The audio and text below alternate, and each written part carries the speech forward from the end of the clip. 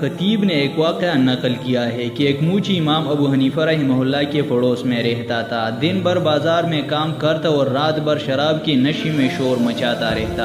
امام صاحب کو اس کی حرکتوں سے بہت زیادہ تکلیف ہوتی، عبادت و ریاضت میں خلل ہوتا، لیکن کبھی بھی اس سے شکایت نہیں کی۔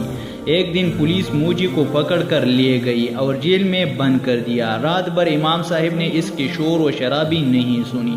پتہ کیا تھا، معلوم ہوا کہ پولیس پکڑ کر لے گئی ہے۔ امام صاحب اپنے بلند مقام کا خیال کے بغیر سیدھی کچہری پہنچے۔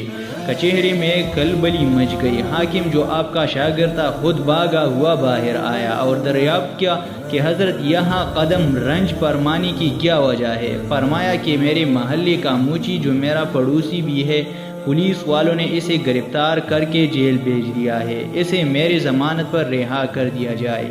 چنانچہ اسے جیل سے رہا کر دیا گیا۔ موچی جب جیل سے باہر آیا تو دیکھا گیا کہ امام صاحب اس کا ہاتھ پکڑے ہوئے فرما رہے ہیں، کیوں بھائی، میں نے تمہیں ضائع ہونے تو نہیں دیا؟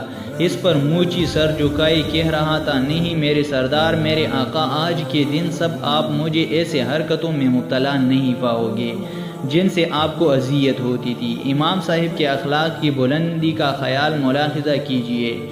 جس موچی نے امام صاحب کو ہمیشہ تکلیف پہنچائی، اس کے ساتھ بھی آپ نے کس قدر بلند اخلاقی کا مظاہرہ کیا۔